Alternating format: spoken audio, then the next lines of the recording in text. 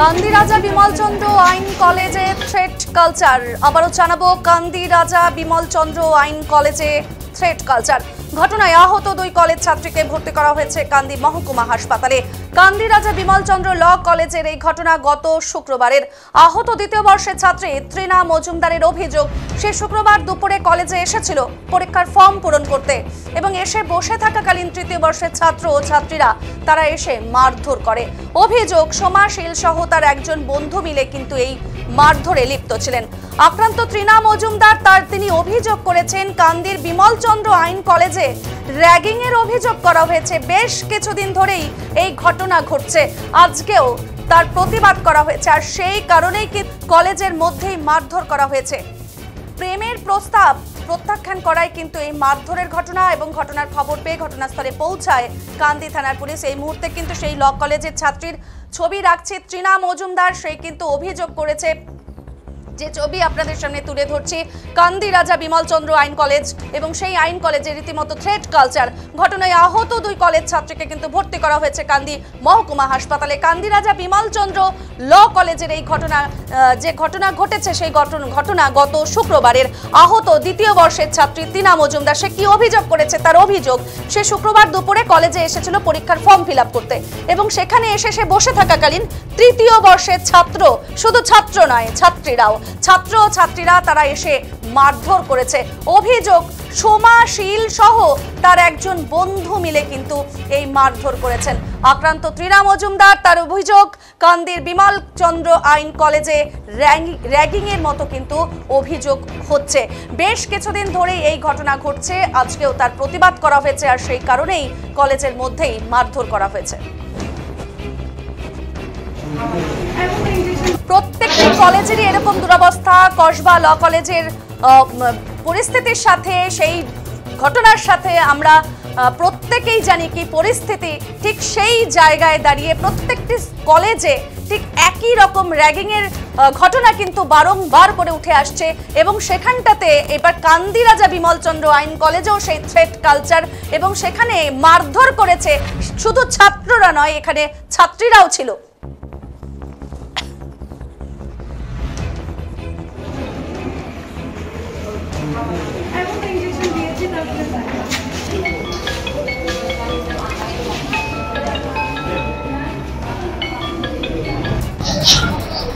আমি থার্ড ইয়ারে পড়ি।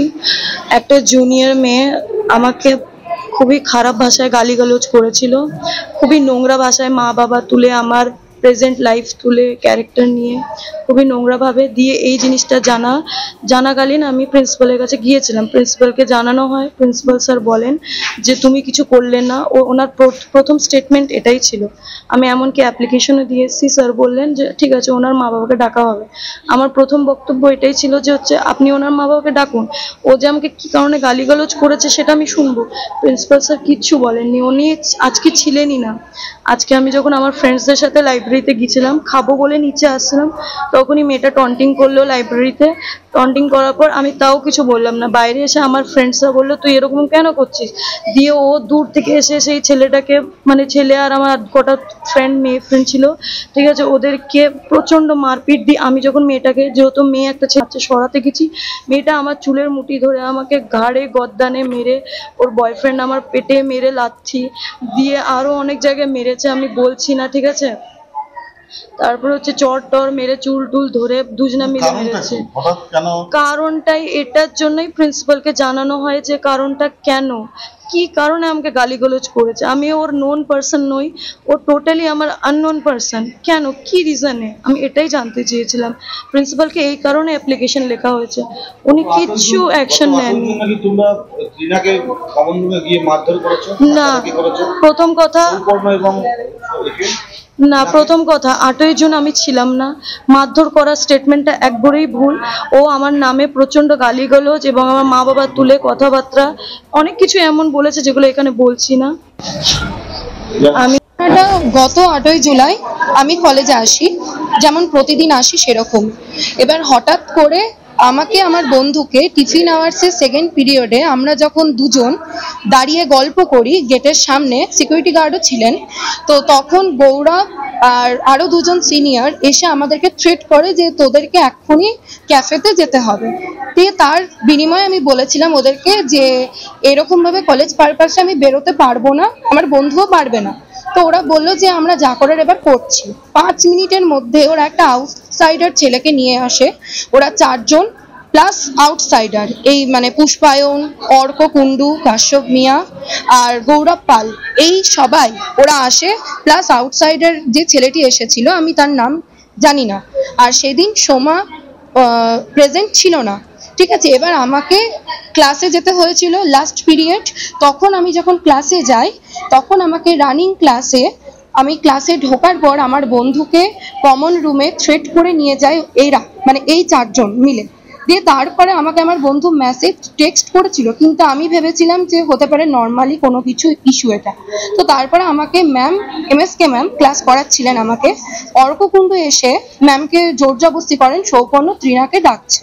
দিয়ে তারপরে ম্যাম যখন বলেন যে কি দরকার, মানে এরকম কথাটা 2 বার বলেছে, তো তারপরে অর্ক ম্যামকে বলেন যে সৌপর্ণ প্রচন্ড অসুস্থ, সিঁড়ি থেকে পড়ে গেছে, এরকম মানে প্রচন্ড শরীর খারাপ হচ্ছে। এই বলে আমাকে ওরা, অর্ক আর আরো 2 জন ছেলে মিলে এসে নিয়ে যায় কমন রুমে। সেখানে যাওয়ার পর আমাকে ঘরে ওরা আটকে দেয়, মানে ভেতর থেকে বন্ধ করে দেয়। ওই ভেতরে আমি আমার বন্ধু পুরো আটকে পড়েছিলাম। বন্ধুটাকে পুরো ব্যালকনিতে যে জায়গাটা ছিল সেখানে ওকে আটকে রাখে এবং র্যাগিং করার চেষ্টা করা হয়, আর আমাকে ফিজিক্যালি ভাবে টর্চার করা হয়।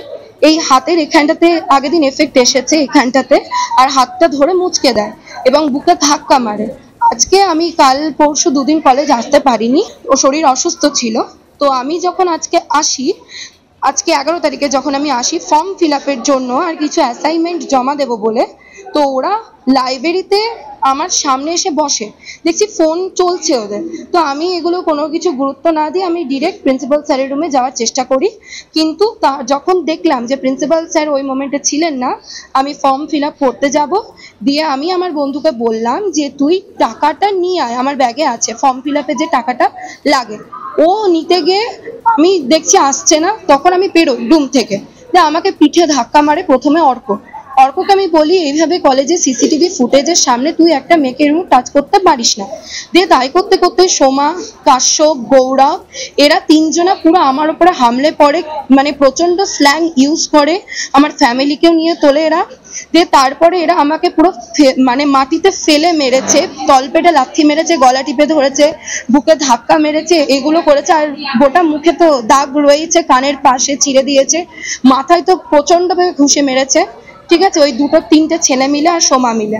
তো তারপরে আমি এফআইআর, মানে আমি রুমে আসি। তো তারপরে আমি ভেবেছিলাম যে এফআইআর করব, কিন্তু মেডিকেল কলেজে মানে এখানে আসার চেষ্টা করি। যখন আমি বলি যে এরকম ব্যবস্থা হয়তো ঠিক হবে, তো তখন ওরা আমাকে আবার পাকড়াও করে একদম কলেজের মেন যে গেট, আমরা যেখানে ঢুকছি ওই গেটের সামনে একদম পুরো সিসিটিভি ফুটেজ ছিল। দিয়ে এবার যেহেতু আমার বাকি বান্ধবীরা আমাকে বাঁচাতে যায়, তখন ওরা আমাকে নিয়ে একটা কলেজেরই 6 সেমের রুমের পাশে নিয়ে ফেলে, একদম মাঠে ফেলে। কাশ্যপ তারপরে সোমা পুরো গলার টিপে ধরে আমাকে প্রচন্ডভাবে মারধর করে। মানে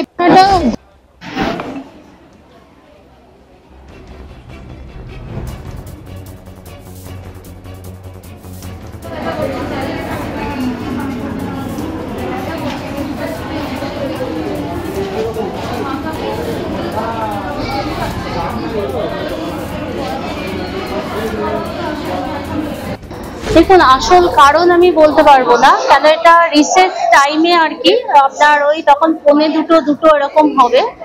তো হঠাৎ একটা আর কি ক্যাওস এরকম মানে আওয়াজ আর কি। তো আমি স্টাফ রুম থেকে বেরিয়েছি, তখন দেখছি যে এই টিনা মজুমদার আর সোমাশীল মারামারি করছে। আমি তখন চিৎকার করে বলছি ওকে মারছো কেন? তখন ওরা চলে গেছে। টিনার সাথে ছিল অর্ক আর কাশ্যপ, ওরা তখন চলে গেছে। আর সৌপর্ণ আর টিনা ওইখানটাতে, টিনা বসা, টিনার দেখছি মুখটুক ওই যেরকম দেখছেন রক্ত পড়ছে ওইভাবে বসা। আর ওরা খুব চিৎকার টিৎকার করছিল আর কি, সব স্টুডেন্টই চেঁচামেচি করছে ওখানে। এই তো পার্সোনাল ম্যাটার, আমাদের তো জানার সম্ভব। আমাদের কাছে তো কোনো রিপোর্ট না এলে আমরা কি করে বুঝবো? দাবি কলেজকে নাকি জানিয়েছে যে ও কেন আমাকে গালাগালি করলো 8ই জুন, সেটা আপনারা দুটো গার্জেনকে ডেকে প্রিন্সিপালকে জানানো হয়েছিল। হ্যাঁ, ওরা একটা অ্যাপ্লিকেশন প্রিন্সিপালকে দিয়েছিল। এবার তারপরে তো প্রিন্সিপাল স্যার নিজেই তো চলে গেলেন ছুটিতে, দিয়ে আমাকে চার্জ দিয়ে গেছে। আর আজকে গোটা বিষয়টা কি আপনি থানা থেকে কিছু জানাচ্ছেন? থানা থেকে এসেছিল আমাদের ওখানে ইনভেস্টিগেট করতে। না, আমি নিজে থেকে কিছু জানাই। কিছু দেখেছেন? ওই রেকর্ডিং নিয়ে যেতে বলেছে, এবার ফুটেজে সেইভাবে ধরা পড়েনি কিছু আর কি। হ্যাঁ হ্যাঁ, ওই পুলিশ যখন দেখছিল ওই সময় আমরাও ছিলাম। না, মানে ক্যামেরাটা চলছে না ওই যে জায়গাটা হয়েছে, ওরা বললো যে রেকর্ডিং করে রাখতে, যদি রেকর্ডিং থেকে পাওয়া যায় আর কি, হার্ড ডিস্ক থেকে।